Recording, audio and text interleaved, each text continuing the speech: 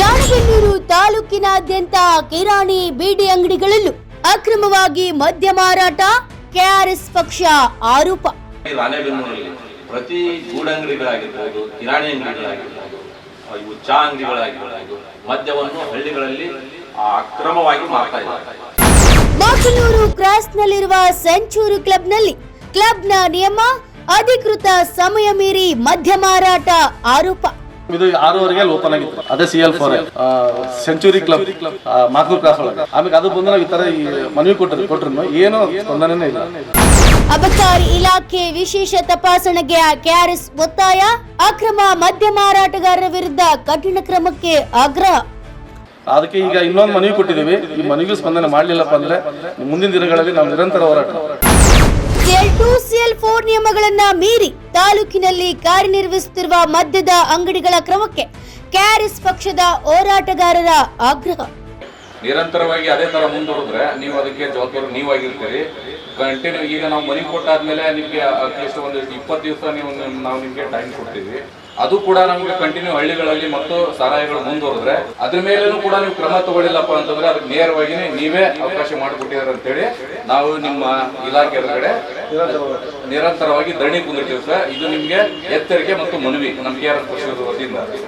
ಹೌದು, ರಾಣೆಬೆನ್ನೂರು ಸೇರಿದಂತೆ ತಾಲೂಕಿನ ವಿವಿಧ ಗ್ರಾಮಗಳಲ್ಲಿ ಕಿರಾಣಿ ಅಂಗಡಿ, ಬೀಡಿ ಅಂಗಡಿ ಸೇರಿದಂತೆ ಸಣ್ಣ ಪುಟ್ಟ ಅಂಗಡಿಗಳಲ್ಲಿ ಪರವಾನಗಿ ಇಲ್ಲದೆ ಅಕ್ರಮವಾಗಿ ಮದ್ಯ ಮಾರಾಟ ಮಾಡಲಾಗ್ತಿದೆ ಎಂಬ ಗಂಭೀರ ಆರೋಪ ಕೇಳಿಬಂದಿದೆ.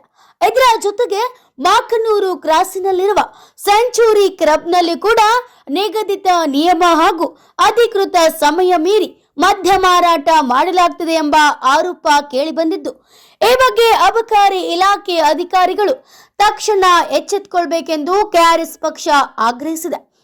ತಾಲೂಕಿನಾದ್ಯಂತ ವಿಶೇಷ ತಪಾಸಣಾ ಕಾರ್ಯಾಚರಣೆ ನಡೆಸಿ ಪರವಾನಗಿ ಇಲ್ಲದೆ ಮದ್ಯ ಮಾರಾಟ ಮಾಡುತ್ತಿರುವ ಅಂಗಡಿಗಳನ್ನ ಪತ್ತೆ ಹಚ್ಚಿ ಕಾನೂನುಬದ್ಧ ಕಠಿಣ ಕ್ರಮ ಕೈಗೊಳ್ಳಬೇಕೆಂದು ಪಕ್ಷದ ವತಿಯಿಂದ ಅಬಕಾರಿ ಇಲಾಖೆಗೆ ಮನವಿಯನ್ನು ಸಲ್ಲಿಸಲಾಗಿದೆ. ಇನ್ನು ತಾಲೂಕಿನ ಕೆಲವು ಗ್ರಾಮಗಳಲ್ಲಿ ಮದ್ಯ ಮಾರಾಟಕ್ಕಾಗಿ ಅನಧಿಕೃತವಾಗಿ ಹರಾಜು ನಡೆಸಲಾಗ್ತಿದ್ದು, ಹಣದ ಆಧಾರದ ಮೇಲೆ ಮದ್ಯ ಮಾರಾಟದ ಸ್ಥಳಗಳನ್ನ ಹಂಚಿಕೆ ಮಾಡಲಾಗ್ತಿದೆ ಎಂಬ ಗಂಭೀರ ಆರೋಪವೂ ಕೇಳಿಬಂದಿದೆ. ಈ ಆರೋಪಗಳ ಕುರಿತು ಸಮಗ್ರ ತನಿಖೆ ನಡೆಸಿ ಸತ್ಯಾಂಶ ಬಹಿರಂಗಪಡಿಸುವಂತೆ ಹಾಗೂ ತಪ್ಪಿತಸ್ಥರು ಕಂಡುಬಂದಲ್ಲಿ ಅವರ ವಿರುದ್ಧ ಕಾನೂನು ಕ್ರಮ ಕೈಗೊಳ್ಳುವಂತೆ ಕೆಆರ್ಎಸ್ ಪಕ್ಷ ಒತ್ತಾಯಿಸಿದೆ. ಇನ್ನು ಅಕ್ರಮ ಮದ್ಯ ಮಾರಾಟದಿಂದ ಬಡ ಹಾಗೂ ಮಧ್ಯಮ ವರ್ಗದ ಕುಟುಂಬಗಳು ಸಂಕಷ್ಟಕ್ಕೆ ಸಿಲುಕ್ತಿವೆ. ಮದ್ಯ ವ್ಯಸನದಿಂದ ಕುಟುಂಬಗಳ ಆರ್ಥಿಕ ಸ್ಥಿತಿ ಹದಗೆಡುತ್ತಿದ್ದು, ಮಹಿಳೆಯರು, ಮಕ್ಕಳು ತೀವ್ರ ತೊಂದರೆ ಅನುಭವಿಸುತ್ತಿದ್ದಾರೆ ಎಂಬುದು ಪಕ್ಷದ ಆರೋಪವಾಗಿದೆ. ಹೀಗಾಗಿ ಪರವಾನಗಿ ಇಲ್ಲದೆ ಮದ್ಯ ಮಾರಾಟ ಮಾಡುವವರ ವಿರುದ್ಧ ನಿರ್ದಾಕ್ಷಿಣ್ಯ ಕ್ರಮ ಕೈಗೊಳ್ಳಬೇಕು. ನಿಯಮ ಮೀರಿ ಮದ್ಯ ಮಾರಾಟ ಮಾಡುವ ಮದ್ಯದಂಗಡಿ ಹಾಗೂ ಕ್ಲಬ್ಗಳ ಮೇಲೆ ಕಟ್ಟುನಿಟ್ಟಿನ ನಿಗಾ ವಹಿಸಬೇಕು ಎಂದು ಕೆಆರ್ಎಸ್ ಪಕ್ಷದ ರಾಣೆಬೆನ್ನೂರು ತಾಲೂಕಾಧ್ಯಕ್ಷ ಹನುಮಂತ್ ದುಗ್ಗತ್ತಿಯವರು ಅಬಕಾರಿ ಇಲಾಖೆಗೆ ಮನವಿ ಸಲ್ಲಿಸಿದ್ದಾರೆ. ಇನ್ನು ಅಕ್ರಮ ಮದ್ಯ ಮಾರಾಟಕ್ಕೆ ಕಡಿವಾಣ ಹಾಕುವಲ್ಲಿ ಅಬಕಾರಿ ಇಲಾಖೆ ಯಾವ ಕ್ರಮ ಕೈಗೊಳ್ಳಲಿದೆ ಎಂಬುದನ್ನ ಕಾದು ನೋಡಬೇಕಿದೆ. Bureau report, News Pulse, Ranebennur. ನಾವು ಬಂದ ವಿಚಾರ ಅಂತಂತಂದ್ರೆ ಈಗ ರಾಣೆಬೆನ್ನೂರಲ್ಲಿ ಆಗಿರ್ಬೋದು, ಈಗ ಹಾವೇರಿಯಲ್ಲಿ ಅಂತಾರೋ ಮುಕ್ತವಾಗಿ ಹಾವೇರಿ ಜಿಲ್ಲೆಯಲ್ಲಿ ಅಂತಾರೋ ಸರಾಯನ್ನು ಮಾರ್ತಾ ಇದ್ದಾರೆ. ಅದರಲ್ಲಿ ಮುಖ್ಯವಾಗಿ ರಾಣೆಬೆನ್ನೂರಲ್ಲಿ ಪ್ರತಿ ಗೂಡಂಗಡಿಗಳಾಗಿರ್ಬೋದು, ಕಿರಾಣಿ ಅಂಗಡಿಗಳಾಗಿರ್ಬೋದು, ಇವು ಚಾ ಅಂಗಡಿಗಳಾಗಿರ್ಬೋದು, ಮದ್ಯವನ್ನು ಹಳ್ಳಿಗಳಲ್ಲಿ ಅಕ್ರಮವಾಗಿ ಮಾರ್ತಾ ಇದ್ದಾರೆ. ಇದಕ್ಕೆ ಸಂಬಂಧಪಟ್ಟಂಗೆ ತಾವಾದ್ರೂ ಏನು ಇದಕ್ಕೆ ಸಂಬಂಧಪಟ್ಟಂಗೆ ಏನಾದರೂ ಕ್ರಮಗಳನ್ನು ತಗೊಂಡಿದ್ದೀರಾ? ಈಗ ಹಾಗೆ ನಮ್ಮ ಹನುಮಂತ ಅವರು ಕೊಟ್ಟಂತ ಅರ್ಜಿಗೆ ಏನಾದರೂ ಪರಿಶೀಲನೆ ಮಾಡಿದ್ದೀರಾ ಅನ್ನೋದ್ರ ಬಗ್ಗೆ ವಿಚಾರವಾಗಿ ಇವತ್ತು ನಾವು ನಿಮ್ಮ ಜೊತೆ ಮಾತಾಡೋಕೆ ಬಂದಿದ್ವಿ. ಏನು ಸರ್ ಇದು ಈ ವಿಚಾರ ನಿಮಗೆ ಈಗ ಎಲ್ಲ ಕಡೆ ಮದ್ಯ ಮಾರೋದು ನಿಮ್ಗೆ ಗಮನಕ್ಕಿದೆಯಾ ಇಲ್ಲ ಅಂತಂದು ಕೇಳ್ತಾ ಇದ್ದೀವಿ ಸರ್. ಸುಮಾರು ಈಗ 150ಕ್ಕಿಂತ ಹೆಚ್ಚು ಪ್ರಕರಣಗಳನ್ನು ದಾಖಲು ಮಾಡಿದ್ದೀವಿ. ಹಾಂ ಸರ್. ಇನ್ನೂ ಕೂಡ ನಾವೇನಪ್ಪ ಅಂತಂದ್ರೆ ರೈಡ್ ಮಾಡಿ ಪ್ರಕರಣ ದಾಖಲಿಸಿ ಅದಕ್ಕೆ ದಂಡ ತುಂಬಿಸುವಂಥ ಜವಾಬ್ದಾರಿಯನ್ನು ನಮ್ಮ ಮಾಡ್ತಾಯಿದ್ದೀವಿ ನಾವು. ಅದಕ್ಕಾಗಿ ಕಂಟಿನ್ಯೂ ಏನಪ್ಪ ಅಂತಂದರೆ ಈಗ ಏನಾದರೂ ನಾವು ಹೊರಗಡೆ ರೈಡಲ್ಲಿ ಹೋದಾಗ ಏನಾದರೂ ಆ ಗೂಡಂಗಡಿಗಳು ಎಲ್ಲವೂ ಪರಿಶೀಲನೆ ಮಾಡ್ತಾ ಇದ್ದೀವಿ, ಗಸ್ಟ್ ಮಾಡ್ತಾ ಇದ್ದೀವಿ. ಏನೋ ಕೂಡ ಸಿಕ್ಕರೂ ಕೂಡ ನಾವು ಪ್ರಕರಣವನ್ನು ದಾಖಲು ಮಾಡಿ ಇದು ಮಾಡಿದ್ದೀವಿ. ಈಗ ನಿಮ್ಮ ಗಮನಕ್ಕೆ ಇದೆ ಸರ್, ಈಗ ಆಲ್ರೆಡಿ ಎಲ್ಲ ಮದ್ಯವನ್ನು ಎಲ್ಲ ಹಳ್ಳಿಗಳಲ್ಲಿ ಗೂಡಂಗಡಿಗಳಲ್ಲಿ ಆಗಿರ್ಬೋದು ಪ್ರತಿ ಅಂಗಡಿಗಳಲ್ಲಿ ಮಾಡ್ತಾರೆ ಅನ್ನೋದು ನಿಮ್ಮ ಗಮನಕ್ಕೆ ಇದೆ ಆಲ್ರೆಡಿ? ಇಲ್ಲ, ನಾವು ಹೋದಾಗ ಏನಾದರೂ ಆ ಥರ ಸಿಕ್ಕರೆ ನಾವು ಖಂಡಿತ ಕ್ರಮ ಕೈಗೊಂಡಿದ್ದೀವಿ.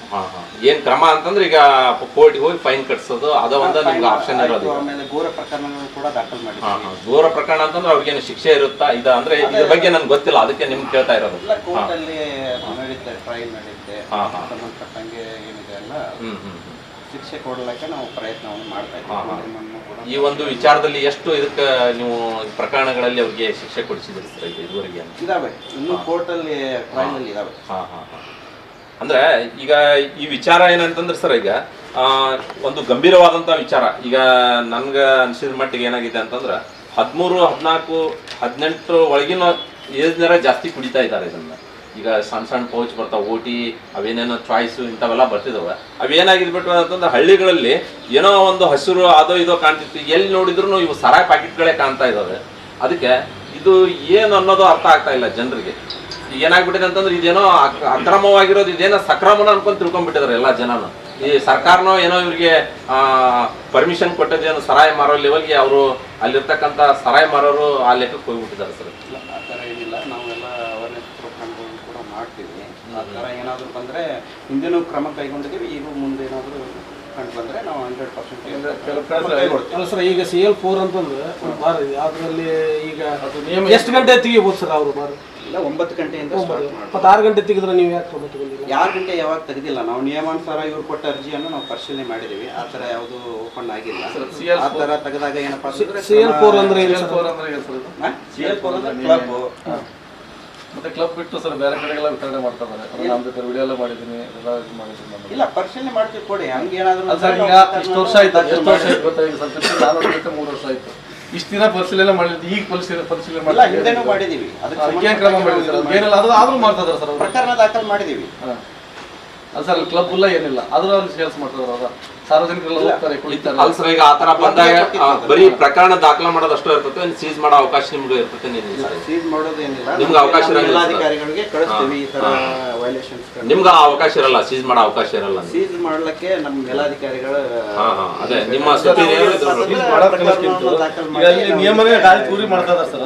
ಅದಕ್ಕೇನು ಕ್ರಮ ತಗೊಂತೀರ ಅಂತ ಕೇಳ್ತಾರೆ. ಅದೇ ಈಗ ಪ್ರಕರಣ ದಾಖಲು ಮಾಡಿ ನಾವು ಮಾನ್ಯ ಅಧಿಕಾರಿ ಉಪಾಯುಕ್ತರಿಗೆ ಈಗ ಇವ್ರು ಹೇಳೋದೇನಂತಂದ್ರೆ ಪ್ರಕರಣ ದಾಖಲು ಮಾಡೋದಷ್ಟೇ, ಅದನ್ನ ಕೋರ್ಟಿಗೆ ಕೊಡ್ತಾರ, ಕೋರ್ಟ್ ಅಲ್ಲಿ ಅದೇನಾಗ್ತೋ ಅದು ಡಿಪೆಂಡ್. ಈಗ ನೀವೇನ್ ಹೇಳಿದ್ರಲ್ಲ, ಆ ಮದ್ಯನ ಹೊರಗೆ ಮಾರ್ತಾರ ಅಂತಂದು ಹೇಳಿದ್ರಲ್ಲ, ಆ ಮದ್ಯ ಹೊರಗೆ ಹೋಗೋದು ಇದನ್ನ ನೀವು CL4 ಬಾರ್ ಏನೈತಲ್ಲ ಅದನ್ನ ಕ್ಲೋಸ್ ಮಾಡ್ಬೇಕು, ಸೀಸ್ ಮಾಡ್ಬೇಕು ಅಂತಂದ್ರೆ ಇವ್ರಿಗೆ ಅವಕಾಶ ಇರಂಗಿಲ್ಲಂತೆ. ಇವ್ರ ಮೇಲಾಧಿಕಾರಿಗಳಿಗೆ DC-ಗೆ ಇವ್ರ ಹೇಳಿ. ಈಗ ನಾನು KRS ಪಾಟೀಲ್, ರಾಣೆಬೆನ್ನೂರು ತಾಲೂಕು ಅಧ್ಯಕ್ಷ, ಹನುಮಂತ ಗತ್ತಿ ಅಂತ. ಬಂಧುಗಳೇ, ನಾವು ಇಲ್ಲಿ ಬಂದಿರೋದು ಅಬಕಾರಿ ಇಲಾಖೆಗೆ. ಯಾಕಪ್ಪ ಅಂದರೆ ಹಳ್ಳಿಗಳಲ್ಲಿ ಬಾರ್ ಇದ್ದಾವೆ, ಅವು ನ್ಯಾಪಕ ಅಷ್ಟೇ. ಅದು ಯಾಕಂದರೆ ಒಂದು ಸುತ್ತ ಹಳ್ಳಿಗೆಲ್ಲ ಒಂಥರ ಬಾರೆಲ್ಲ ಹಂಚಿಕೆ ಥರ ವಿತರಣೆ ಮಾಡ್ತಾ ಇದ್ದಾರೆ. ಈ ಇದರಲ್ಲಿ ಮಾಡ್ತಾರಲ್ಲ, ಯಾವುದು ಅಕ್ಕಿ ಗೋಧಿ ಅವೆಲ್ಲ ಮಾಡ್ತಾರೆ ನೋಡ್ರಿ, ಅಲ್ಲೋಗಿ ಕೊಟ್ಬಾ ಇಲ್ಲೋಗಿ ಕೊಟ್ಬಾ ಅಂತೇಳಿ. ಆ ಥರ ಬಹಿರಂಗವಾಗಿ ಆಟೋ ತಗೊಳೋದು, ಆಟೋ ಫುಲ್ ತುಂಬ್ಕೊಳ್ಳೋದು. 6:00ವರೆಗೆ ಬಾರ್ ಓಪನ್ ಇರ್ತವೆ. ಆಮೇಲೆ ಒಂದು ಹಳ್ಳಿಗಳಲ್ಲಿ ಏನು ಮಾಡ್ತಾರೆ, ಒಬ್ಬ ಮುಖಂಡ ಸೇರ್ಕೊಂಡು ಹರಾಜು ಮಾಡ್ತಾರೆ 7 ಲಕ್ಷ 10 ಲಕ್ಷ ಅಂತೇಳಿ. ಅದಕ್ಕೆ ಯಾವ ಅನುಮತಿನಿಲ್ಲ, ಯಾವುದೂ ಇಲ್ಲ, ಯಾವ ಪರ್ಮಿಷನ್ನು ತಗೊಳಲ್ಲ. ಅಲ್ರಿ, ದೇವಸ್ಥಾನಕ್ಕೆ ನನ್ನ ಗಂಡು ಕುಡಿಬಾರ್ದು ದೇವ್ರೆ ಅಂತೇಳಿ ಬೇಡಿಕೆನ ಹೋಗ್ತಾರೆ, ಅದನ್ನು ದುಡ್ಡು ತಗೊಂಡೋಗಿ ದೇವಸ್ಥಾನಕ್ಕೆ ಹಾಕ್ತಾರೆ. ಆ ದೇವ್ರು ಯಾರಿಗೆ ಹೊರ ಕೊಡ್ಬೇಕು? ಆ ಕುಡ್ಕೊ ಕೊಡ್ಬೇಕಾ, ಹೆಂಡ್ತಿ ಕೊಡ್ಬೇಕಾ? ಹೇಳ್ರಿ. ಈಗ ವ್ಯವಸ್ಥೆ ಯಾವ ಥರ ಹೋಗಿದೆ ಅಂದರೆ ಒಂಥರ ಕೆಟ್ಟ ವ್ಯವಸ್ಥೆ. ಯಾಕಂದ್ರೆ ನಾವು ಓಟ್ ಹಾಕಿ ಮಾಡಿದೇವಲ್ಲ, ಆ ವ್ಯವಸ್ಥೆ ನಾವು ಅನುಭವಿಸ್ಲೇಬೇಕು. ಆಮೇಲೆ ಇನ್ನೊಂದು ಏನು ಹೇಳ್ತಾರೆ ಅಂದರೆ, ಎಲ್ಲಿ CL4 ಅಂತೇಳಿ ನಾವು ವಿಡಿಯೋ ಮಾಡಿ ತಂದು ಕೊಟ್ರು, ನಾವು ಒಂಥರ ಏನೋ ಆ್ಯಕ್ಷನೇ ತಗೊಳಲ್ಲ. ನಾವು ಹೇಳ್ತಾ ಇದ್ದೀವಿ ನೋಡ್ರಿ, ಅಲ್ಲೆಲ್ಲ ವಿತರಣೆ ಮಾಡ್ತಾ ಇದ್ದಾರೆ, ಸಾರ್ವಜನಿಕರು ಬಂದು ಕುಡಿತಾರೆ. ಅವ್ರು ಏನು ಕೇರ್ಲೆಸ್ ನೋಡಿ. ಅವ್ರಿಗೆ ನಾವು ಮನೆ ಕೊಟ್ಟಿರೋದೇ ಗೊತ್ತಿಲ್ಲ. ಆಮೇಲೆ ಹೇಳ್ತಾರೆ, 4ನೇ ತಾರೀಕು ಕೊಟ್ಟಿದ್ರೆ 5ನೇ ತಾರೀಕು ಕೊಟ್ಟಿದ್ರೆ ಅಂತೇಳಿ. ಯಾಕೆ ಈ ವ್ಯವಸ್ಥೆ ಯಾಕೆ? ಒಬ್ಬ ಹೋರಾಟಗಾರರಿಗೆ ಏನು ಒಂದು ಸರಿಯಾದ ವ್ಯವಸ್ಥೆನೇ ಇಲ್ವಾ ಇಲ್ಲಿ? ಹೇಳಿದ್ರೆ ಒಂದು ಮಾತು ಕೇಳೋಂಥ ವ್ಯವಸ್ಥೆನೇ ಇಲ್ವಾ ಇಲ್ಲಿ? ಯಾಕೆ ಈ ಥರ ಮಾಡ್ತಾ ಇದ್ದಾರೆ? ಇವಾಗ ನೀವು ಅವಾಗಲೇ ಹೇಳಿದ್ರೆ ನಾನು ವಿಡಿಯೋ ಕಳಿಸಿದೆ ನಿಮಗೆ ಅಂತ. ಯಾವ ವಿಡಿಯೋ ಕಳಿಸಿದ್ರಿ ನೀವು ಅಂತ? ಮೇಡಮ್, ಇದು 6:00ವರೆಗೆ ಓಪನ್ ಆಗಿತ್ತು ರೀ. ಎಲ್ಲಿ? ಅದೇ CL4. ಯಾವುದು? Century club. ಎಲ್ಲಿ? ಮಾಕ್ನೂರ್ ಕ್ರಾಸ್ ಒಳಗೆ. ಮಾಕ್ನೂರ್ ಕ್ರಾಸ್. ಅದು ಏನಾಯ್ತಪ್ಪ ಅಂದರೆ, ನಾವು ಹೋಗಿ ಕೇಳಿದ್ವಿ. ಆದ್ರೂ ಅಲ್ರಿ ಕ್ಲಬ್ಗೆ ಅಂತ ಇತ್ತಲ್ಲ, ಕ್ಲಬ್ ಅಂತ ಹೆಸರು ಐತಲ್ಲ ಅಂದರೆ ನೀವು ಯಾರು ಅಂತ ಕೇಳಿದ್ರು ನಮಗೆ. ಆಮೇಲೆ ನಮ್ಮ ಮೇಲೆ ಇದು ಮಾಡೋಕ್ಕೆ ಬಂದಕ್ಕೆ ನಾವು ಅಲ್ಲಿಂದ ವಾಪಸ್ ಬಂದ್ವಿ. ಆಮೇಲೆ ಅದು ಬಂದು ನಾವು ಈ ಥರ ಈ ಮನವಿ ಕೊಟ್ಟರು ಏನೂ ಸ್ಪಂದನೇ ಇಲ್ಲ. 2 ಮನವಿ ಕೊಟ್ಟನ್ರಿ, 2 ಮನೆಗೂ ಏನು ಇಂಬರನೂ ಇಲ್ಲ, ಯಾವುದು ಪ್ರತಿಕ್ರಿಯೆನೇ ನಮಗೆ ಗೊತ್ತಿಲ್ಲ ಏನಾಯ್ತು. ನಿಮ್ಮ ಮನವಿ ಸ್ಪಂದನೆ ಮಾಡುತ್ತೆ ಅನ್ಸುತ್ತೆ. ಮಾಡಿಲ್ಲ ರೀ, ನಾವು ಕೊಟ್ಟರು ಮಾಡಿಲ್ಲ, ಅದಕ್ಕೆ ನಾವು ಬಂದಿರೋದು ಕೇಳೋಕ್ಕೆ. ಅದಕ್ಕೆ ಈಗ ಇನ್ನೊಂದು ಮನವಿ ಕೊಟ್ಟಿದ್ದೀವಿ, ಈ ಮನವಿಗೂ ಸ್ಪಂದನೆ ಮಾಡಲಿಲ್ಲಪ್ಪ ಅಂದರೆ ಮುಂದಿನ ದಿನಗಳಲ್ಲಿ ನಾವು ನಿರಂತರ ಹೋರಾಟ.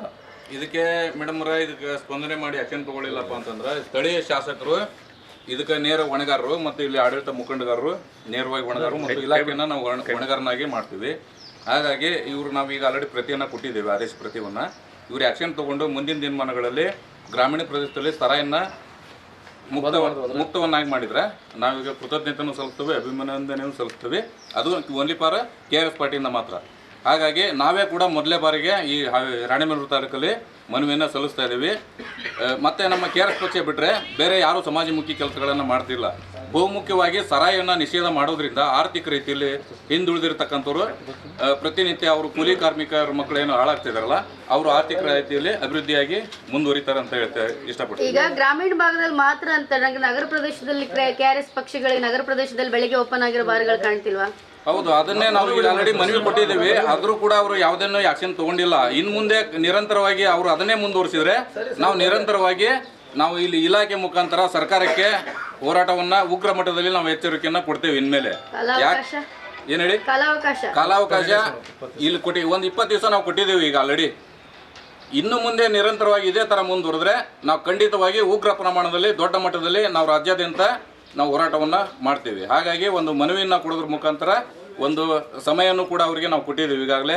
ಇನ್ನು ಮುಂದೆ ಯಾವುದೇ ಕಾರಣಕ್ಕೂ ಪರಿಶೀಲನೆ ಮಾಡಿ ಖಂಡಿತವಾಗಿ ಸರಾಯನ್ನು ನಿಷೇಧ ಮಾಡಲೇಬೇಕು ಅಂತೇಳಿ ನಾವು ಖಂಡಿತವಾಗಿ ನಾವು ಆಕ್ಷೇಪಣೆ ಮಾಡಿ ಹಾಗೂ ಮನವಿ ಪೂರ್ವಕದಲ್ಲಿ ಇದರಲ್ಲಿ ನಮ್ಮ ಈಗ ಆಲ್ರೆಡಿ ಹೇಳಿಕೆಗಳನ್ನು ಇದರಲ್ಲಿ ನಾವು ಕೊಟ್ಟಿದ್ದೇವೆ, ಬರವಣಿಗೆ ಮುಖಾಂತರ ಅದನ್ನು ತಲುಪಿಸಿದ್ದೇವೆ. ಅವರು ಕೂಡ ವಿಶ್ವಾಸ ಕೊಟ್ಟಿದ್ದಾರೆ, ಇನ್ಮೇಲೆ ಸರಾಯಿಗಳನ್ನು ಹಳ್ಳಿಗಳಲ್ಲಿ ಮಾರಾಟ ಮಾಡಲಿಕ್ಕೆ ಅವಕಾಶ ಮಾಡಿಕೊಡಲ್ಲ ಅಂತ ಹೇಳಿದ್ದಾರೆ. ನೋಡೋಣ, ಇದು ಒಂದ್ಸರಿ ಕಾದು ನೋಡೋಣ. ಇದ್ರ ಮೇಲೆ ಮುಂದುವರೆದ್ರೆ ಕೂಡ ಇಲ್ಲಿ ಸ್ಥಳೀಯ ಶಾಸಕರು ಹಾಗೂ ಇಲ್ಲಿಂದ ಒಂದು ಆಡಳಿತ ವ್ಯವಸ್ಥೆ ನೇರವಾಗಿ ಇದರ ಒಂದು ಹೊಣೆಯನ್ನು ಅವರೇ ಹೊರಬೇಕಾಗಿರುತ್ತೆ. ಹಾಗಾಗಿ ಇಲ್ಲಿವರೆಗೂ ನಾವು ಇಲ್ಲಿ ಬಂದು ನಮ್ಮ ಮನವಿಯನ್ನು ಕೊಟ್ಟಿದ್ದಕ್ಕೆ, ಅವರು ಸ್ಪಂದನೆ ಮಾಡಿದ್ದಕ್ಕೆ ಅವರಿಗೆ ಕೃತಜ್ಞತೆಯನ್ನು ಹೇಳ್ತಾ